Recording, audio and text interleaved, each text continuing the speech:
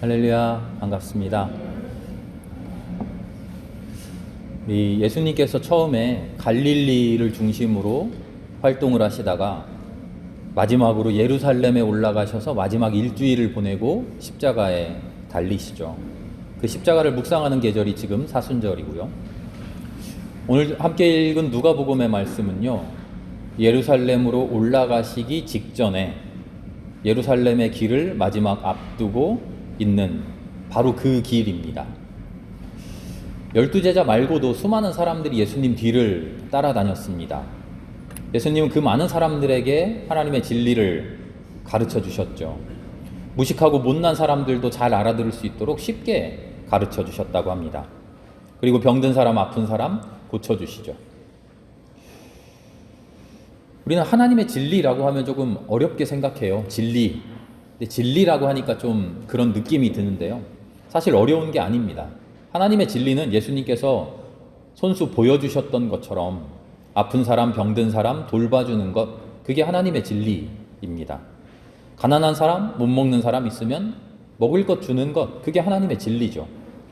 강도 만난 사람이 있으면 살려주는 것, 그게 하나님의 진리죠. 더 나아가 우리가 절대 강도가 되지 않는 것이죠. 아프고 병든 것이 몸뚱아리만이 아니잖아요. 마음도 그렇고 영혼도 그렇죠. 그 영혼도 병들고 아픈 사람들 위로해 주는 것이 하나님의 진리입니다. 한마디로 하나님의 진리는 사랑이라고 할 수 있습니다. 사랑으로 살아가는 사람들, 그게 하나님의 진리를 살아가는 사람들이죠. 오늘도 예수님께서 아프고 병든 사람들을 돌봐주시면서 길을 걸어가고 계십니다. 그러다가 문득 돌아서십니다.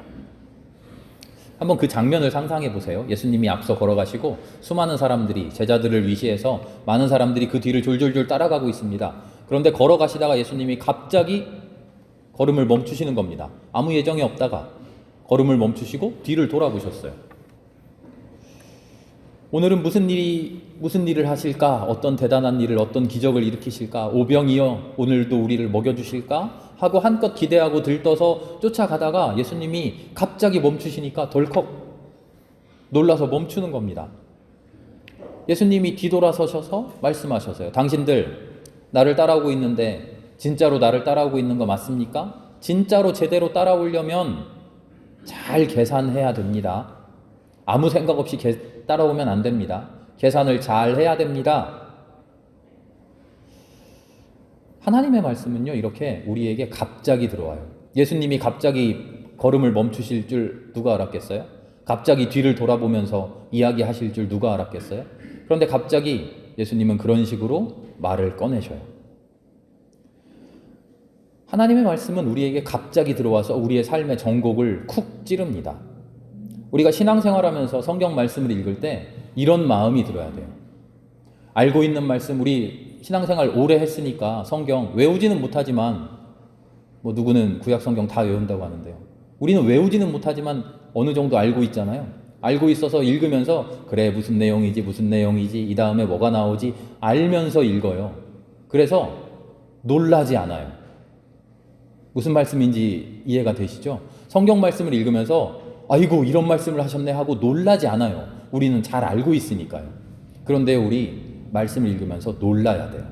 갑자기 놀라야 돼요. 아이고야, 어이쿠야, 나에게 하시는 말씀이네 하고 놀랄 줄 알아야 됩니다. 우리 사순절 기간 동안 탄수금식 하자 그랬는데 제가 우리 로비에도 그렇고요, 뒤에 게시판에도 그렇고 7주일, 8주일 동안 탄소금식 하는 거 쭉 프린트를 해서 게시해놨어요. 보신 분은 아시겠지만 처음 보는 이야기 아니죠. 다 들어보신 이야기고 다 알고 계신 이야기죠. 우리에게 놀랍지 않아요. 놀랍게 아이쿠야 이런 이야기가 있었네, 이거 정말 해야겠구나, 그런 마음이 아니라 알고 있었는데 그래 알고 있었던 거 한번 해볼까, 이런 마음이죠.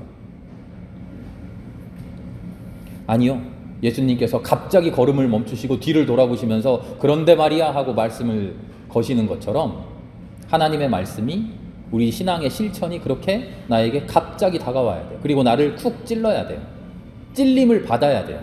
그래야 우리의 존재가 변화될 수 있어요. 찔리지 않으면 우리는 변화하지 않아요. 찔리는 사람들 될 수 있기를 바랍니다.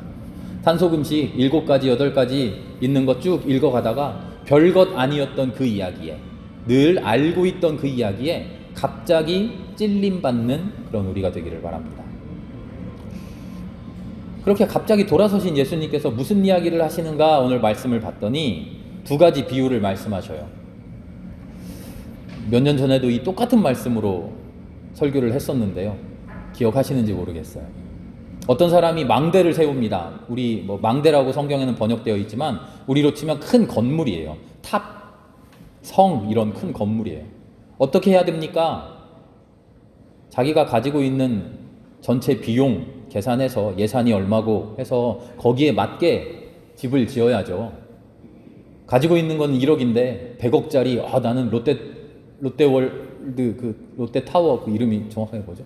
롯데타워보다 더 높은 우리나라 최고 높은 건물을 지을 거야 하고 그렇게 설계하고 집 짓기 시작하면 어떻게 되나요?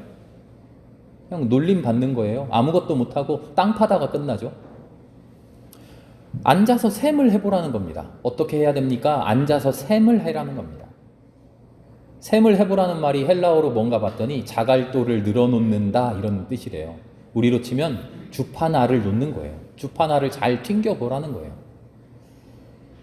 잘 계산해라. 예수님의 말씀이 이 말씀입니다. 그리고 한마디 또 하셔요. 이번에는 왕 이야기입니다. 어떤 왕이 이제 전쟁을 합니다. 다른 왕이 쳐들어왔어요. 2만 명을 데리고 쳐들어왔어요. 그런데 우리는 그 왕은 군대가 10,000명밖에 없나 봅니다. 어떻게 해야 됩니까? 잘 셈을 해봐야 됩니다. 무작정 앞뒤 가리지 않고 돌격하고 뛰쳐나가면 어떻게 됩니까? 전멸합니다. 적군의 힘을 헤아려 보고 작전도 세우고 손자병법도 들춰보고 지피지기면 백전백승. 딴소리지만 사실 지피지기면 백전백승 이런 말은 없습니다. 우리에게 너무 익숙하지만 원래는 지피지기면 백전불태입니다. 어떻게 100번 싸워서 다 이겨요? 불태, 위태롭지 않을 수 있다. 이게 손자병법에는 원전엔 그렇게 나와 있다고 합니다. 앉아서 잘 헤아려 봐야 됩니다. 2만 명, 내가 10,000명으로 이길 수 있을까? 그래, 이리저리 잘 계산해 본 다음에 됐어, 이길 수 있어 하면 맞서 싸우는 거고요.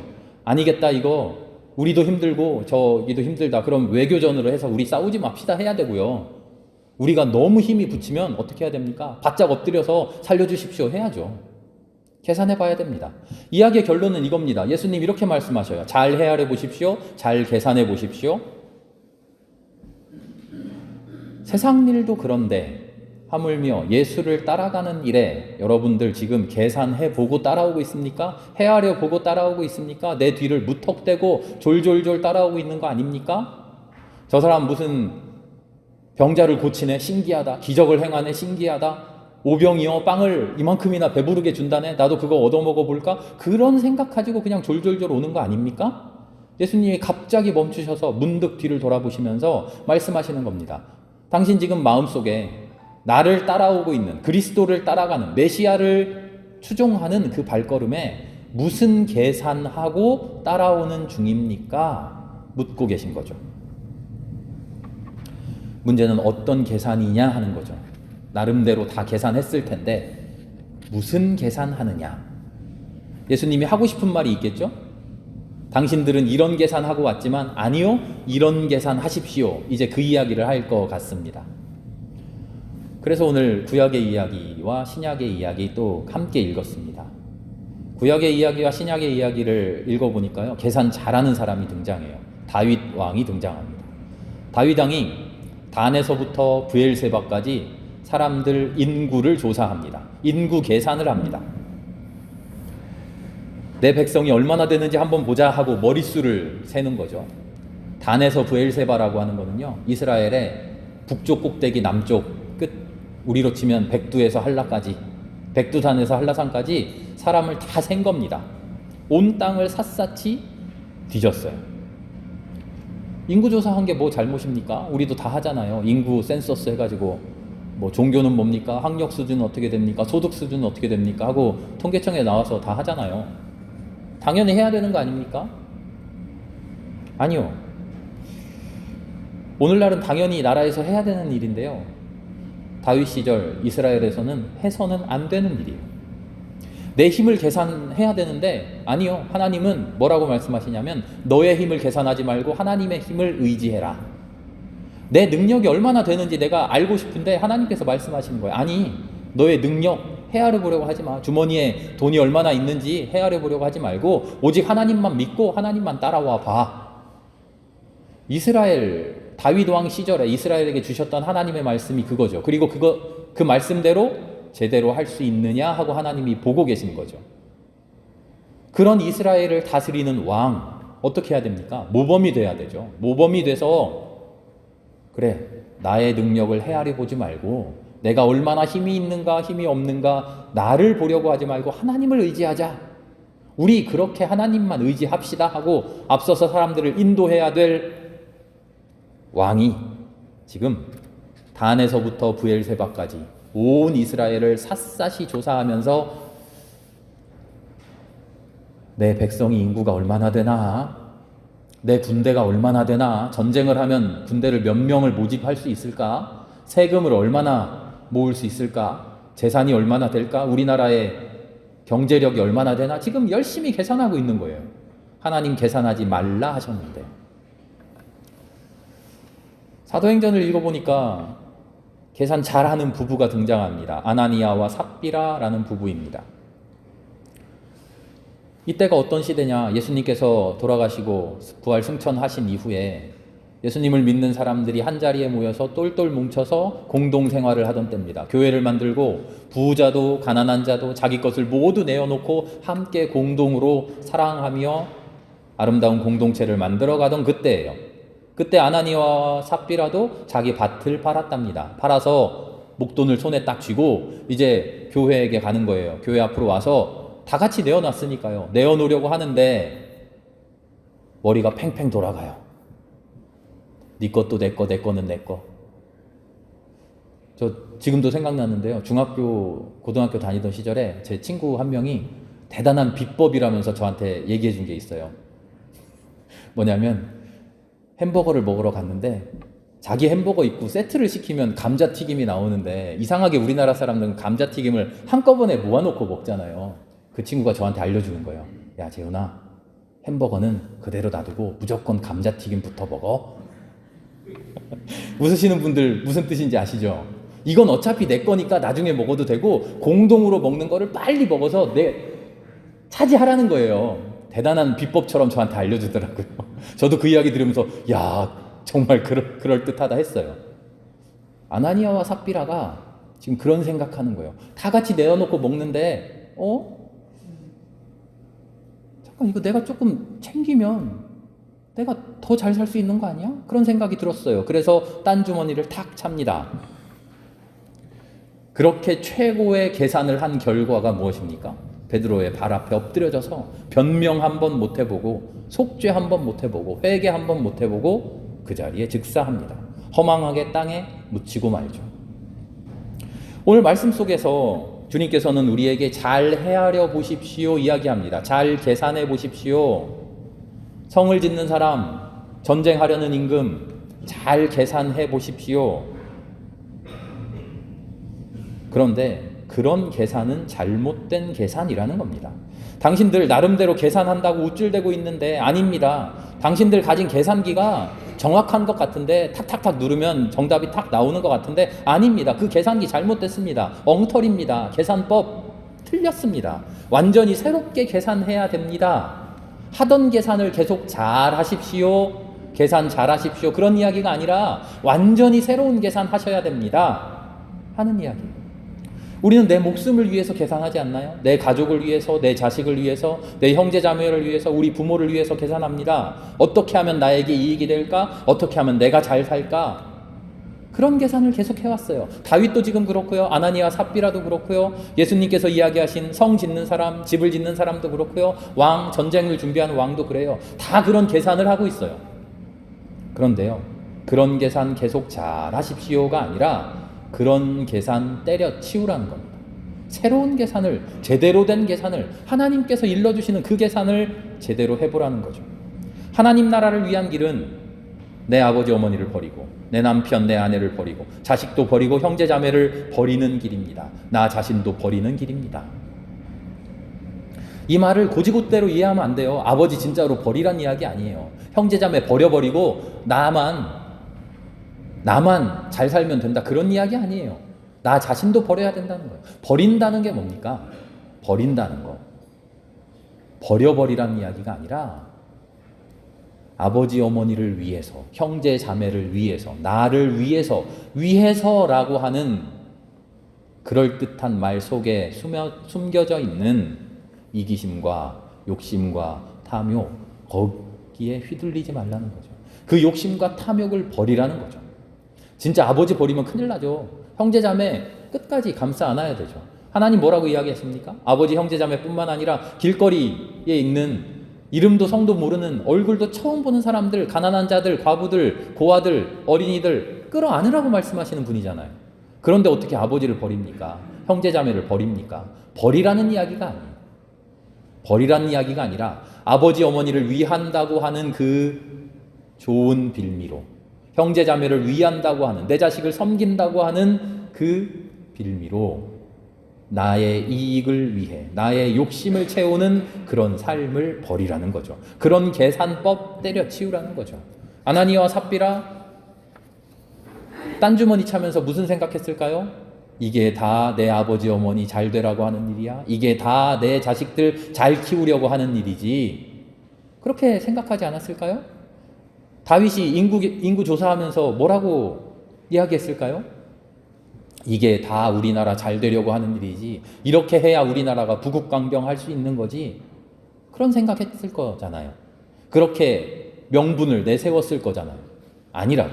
그게 아니라는 거예요. 버려버리라는 거예요. 그런 헛된 명분 버려버리라는 겁니다. 아버지 어머니를 미워하고 내 가족을, 내 자식을, 내 형제자매, 내 부모를 미워하십시오. 마음으로만 미워하고 싫어하고 그런 이야기가 아니라 실제로 내 욕심을, 내 목숨을, 내 삶을, 내 교만함을 내가 스스로 누르라는 겁니다. 끊어내라는 거죠.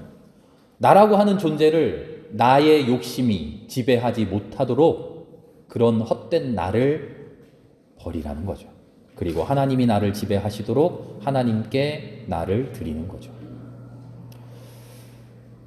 탄소금식 시작한 지 이제 2주, 3주째 되어 가는데요. 해보셨나요?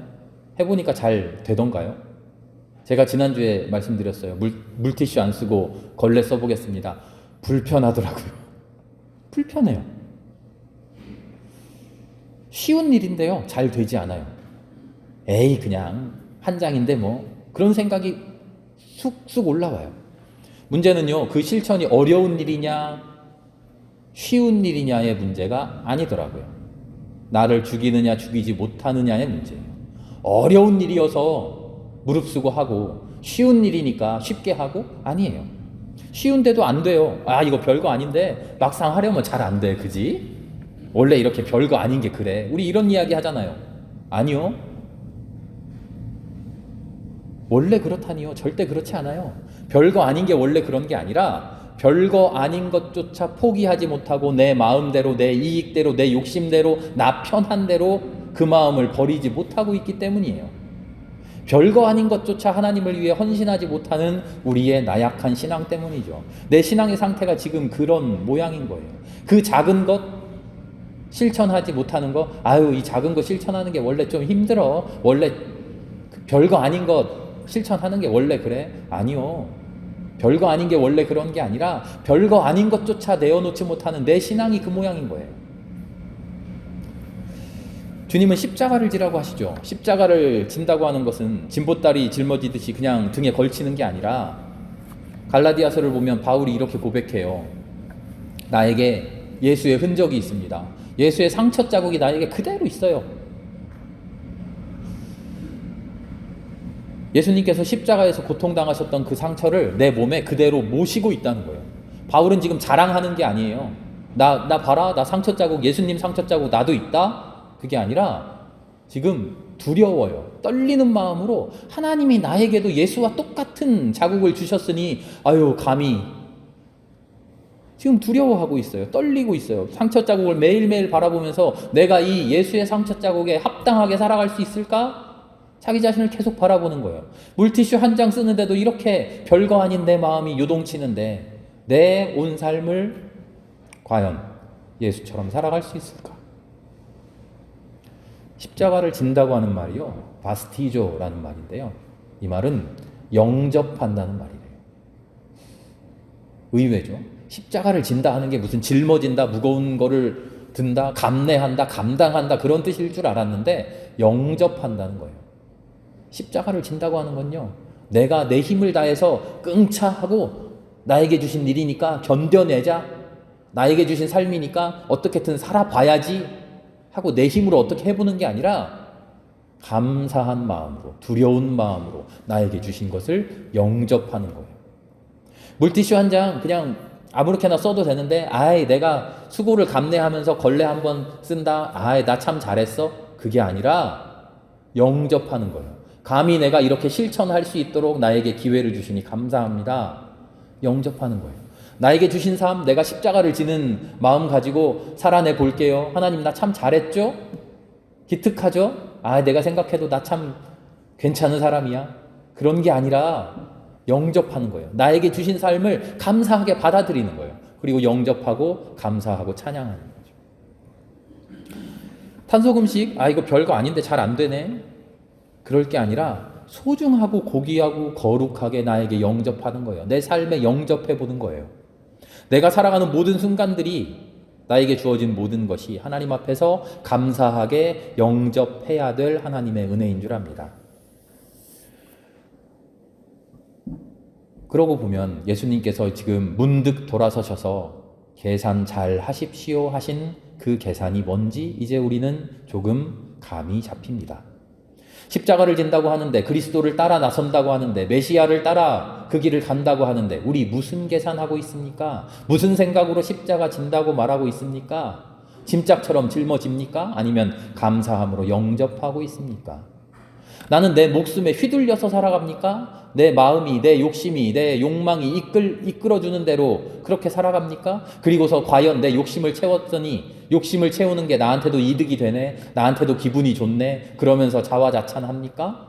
아니면 내 목숨을 미워하면서까지, 내 삶을 박해하면서까지 하나님 나라를 위해 결단하고 있습니까? 그 결단을 실행하기 위해 내 삶 속에서 목숨처럼 지켜왔던 것들 하나하나 포기할 수 있습니까?